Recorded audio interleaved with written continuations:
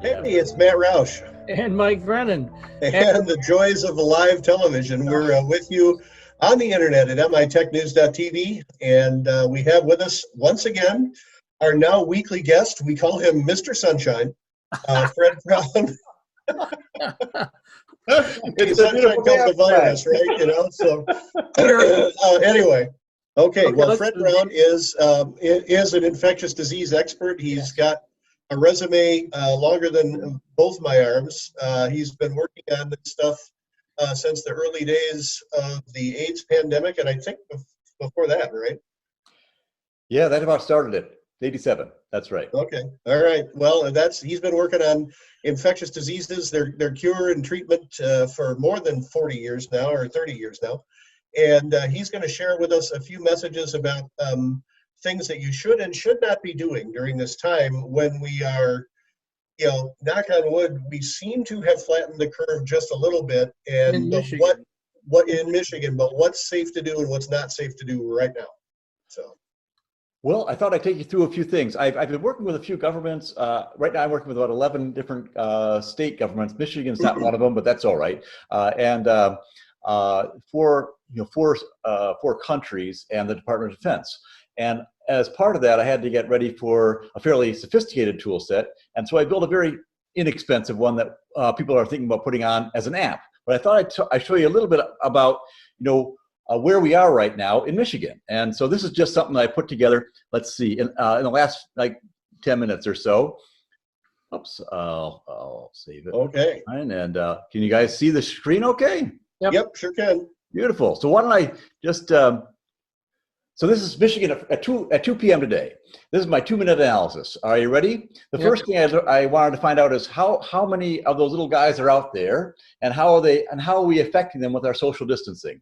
So to do that, we look at a factor called RT, and RT is the effective transmission rate of the virus. And you can see here we are kind of mid-March, we started the analysis, and we're coming down. And last week we were doing, we were doing very well, you can see.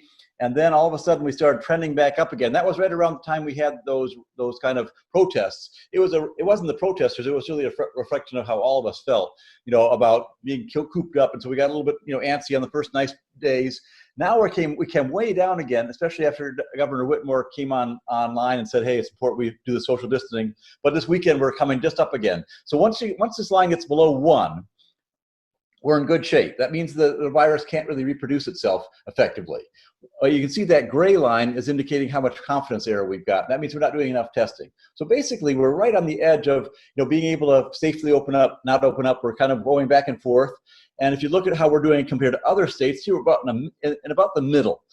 You can see that New York is ready, South Carolina is ready, Massachusetts. These are in front of that red dotted line. You can see the states that really probably could open sectors of their economy relatively, safely right now. And then we're in the middle, so we've still got a little bit to do. We're trending well. You sure don't want to be, in Wyoming or Arkansas right now. They're going to have challenges. This gives you a sense of where everyone else is. You can look at supply chains this way and so on. But and if you want to talk about any of these different states, you see the confidence intervals. This little line that is up and down. So right now our gray line, our overall gray line, is below the line, but our confidence interval isn't quite strong enough. And Vermont is also a gamble. You can see right next to us.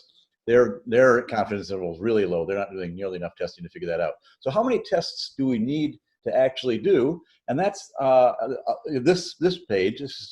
We actually need, right now we're doing about 3,400 tests a day on April 15th. We're probably up at about 4,000 now, but we need to do about 12,000 tests a day to really understand where we are with this virus, and they have to be properly placed throughout the state. Right now we have a lot of testing down in the southern part of the state, but not very much in the upper part.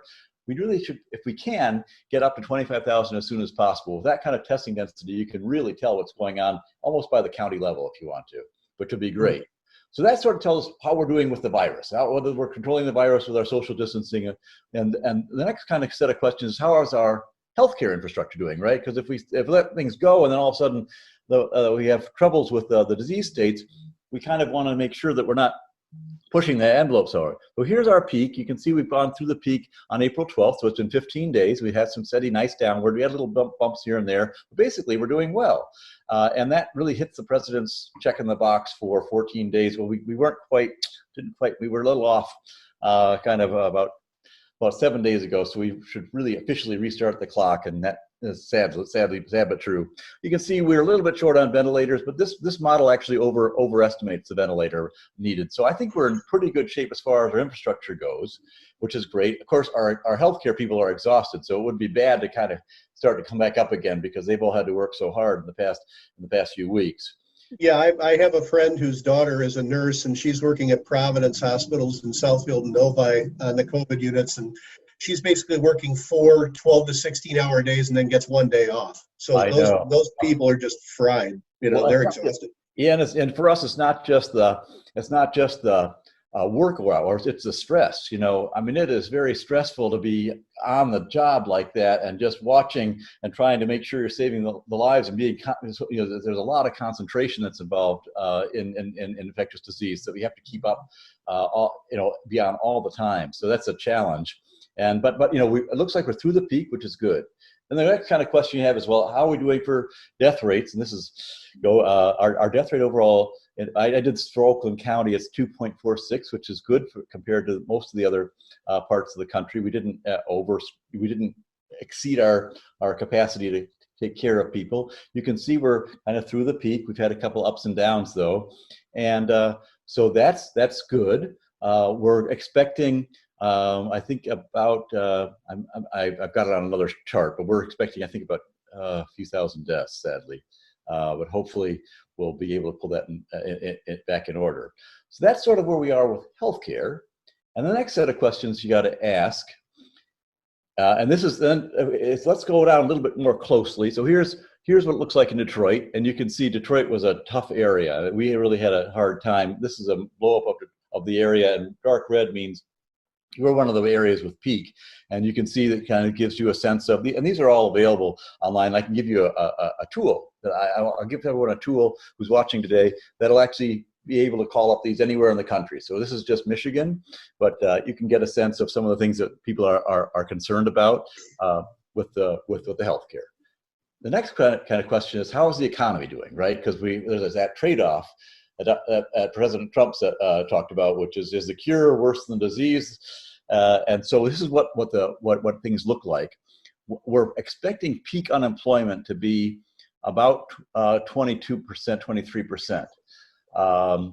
We're a little bit better than average at 22%. You can see we're at 19.6%, but our manufacturing sector really is taking a big hit. That's because it's so hard to socially distance and those plants are closed down.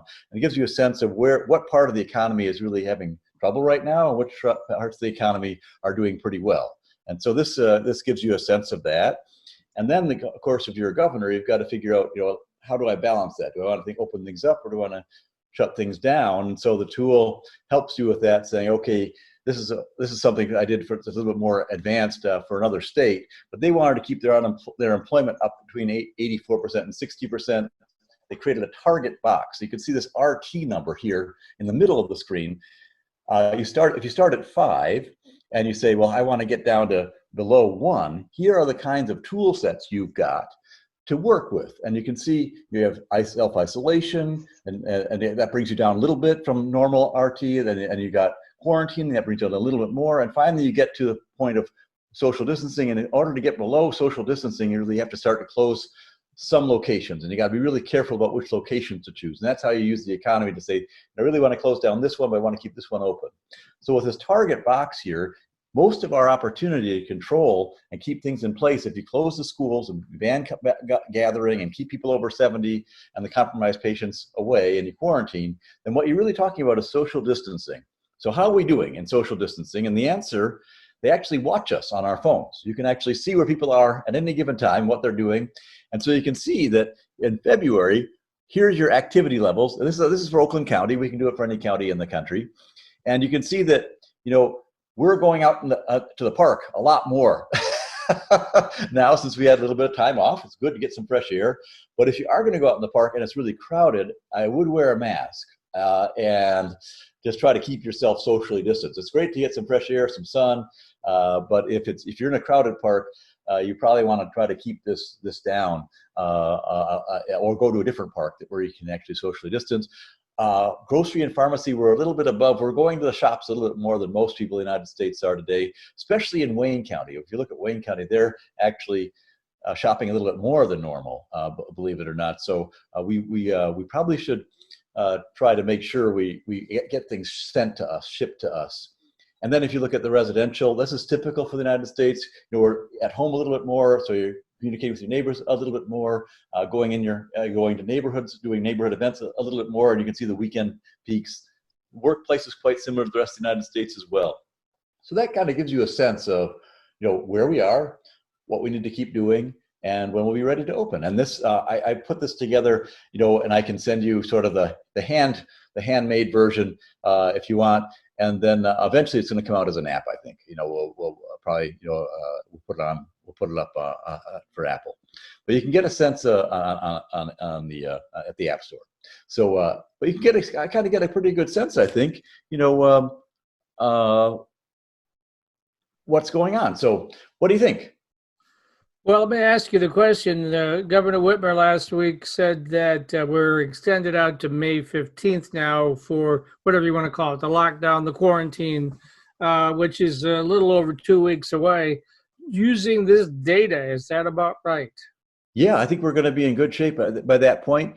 And especially if we maintain the social distancing, you can see we're pretty sensitive to weekends. We get together on the weekends a lot, and it shows that the RT tends to come back up over the 1 level. But basically, we're fluctuating between 0.6 and 0.1. If we can bring it down just a little bit, be around 0.5 and fluctuating up to 0.7, that'd be perfect. Then we're really ready, and we can really do some. I think we can be a lot safer about the way we open things up, especially if we focus on the industries and the things we really want to have open. It would be a shame if we decided to, there's some trade-offs you have to make, right? If you decide that you want to have a big event, then you're probably going to have to do, and have a lot of people close together, then you're probably going to have to do something like shut down a big plant for a while to compensate for that. So you have to make those trade-offs as a group of people, say, do we really want that or we really want to do that? And it really becomes apparent when you start looking at the data. So no DTE Energy Theater this year, right? Yeah. Well, it depends. As long as you want to keep the electricity going, probably you want to eliminate the theater and move more toward keeping the plant open if you have a choice. Yeah. And for my friend Mike here, what about Michigan football? I've heard some sports leagues are talking about playing the games, but just having them on television with no crowds. I mean, can you see that? I think so. So the trick will be to keep the athletes healthy, but I think, that's a small enough number. I think you could test everybody, right? Absolutely. And so when you want to keep these really important activities open, you just test everybody every day, and you kind of get a sense of where you are. Anyone who's sick, they go into quarantine. Anyone who's been touching the sick person goes into quarantine until they're better again. And I think especially if we're careful, I think we can keep that going. But you can't get the crowds in there, which is disappointing, obviously. Yeah. So no 5-day tailgates or anything like that, right? So, well, if you do it in your own backyard with your family, that's just fine. But not with a big crowd. Okay. Okay, well, Mike. I'll have you over for brats, but we got to stay 6 feet apart. That's right. Yeah, there you go. I'm ready. I'm absolutely. Traditional four-year students love Lawrence Technological University's thriving campus life, but LTU has always met non-traditional students' needs too. Lawrence Tech offers over 100 degree and certificate programs that can get adult students started or back on track. And most of our classes are conveniently offered evenings at our beautiful Southfield campus or online, so you can balance your social, family, and work life even while you power up your career. Lawrence Tech, where Blue Devils dare.